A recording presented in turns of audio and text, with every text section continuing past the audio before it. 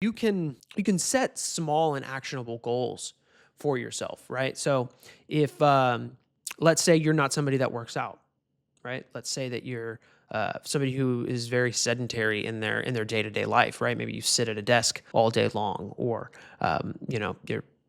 you're on the couch a lot watching more Netflix than you probably should. Well, an easy goal is to set out a short amount of time, maybe to go take a 10-minute walk, walk around your house, even if that is something that you have to do, right?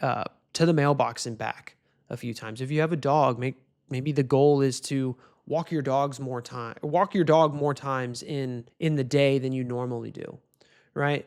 Setting these small little goals will realign your kind of sense of being able to accomplish things, which may realign your sense and ability to accomplish other things if you're an entrepreneur, or maybe you struggle to go to the job that you have every single day.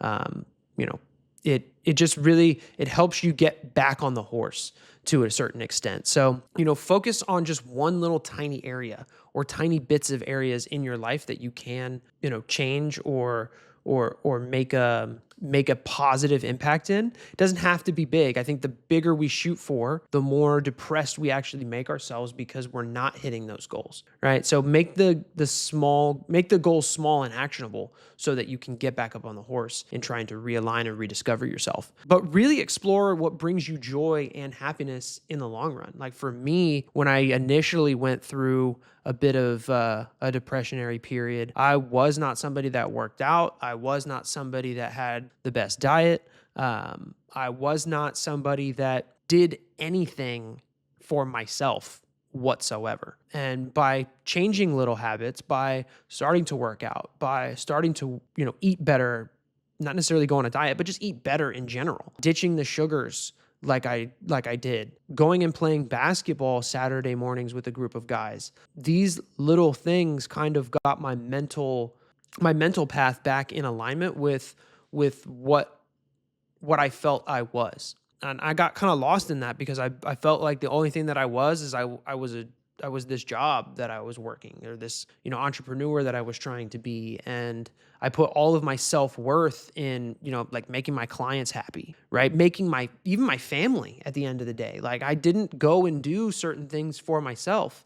And I don't know that I necessarily felt resentment out of any of those things from like the family aspect, but I did realize and see that I wasn't doing for myself what I felt like I needed to be doing so that I could feel better in my own skin and have my mental clarity be in a place that I actually needed it to be in.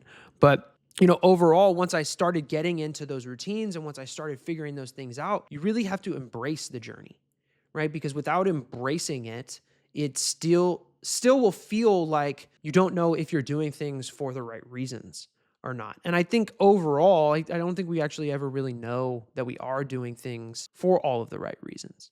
I think that a lot of that is left up to our faith, what we believe wholeheartedly that the universe has in store for us. And again, you believe what you believe, right? My wife and I, we believe in God and Jesus as our savior. And even some days, those are tough, right? Because we are human also at the end of the day. But practicing that gratitude within your faith and what you believe in are going to be the paths forward for you to really rediscover and realign what your identity is as a person. So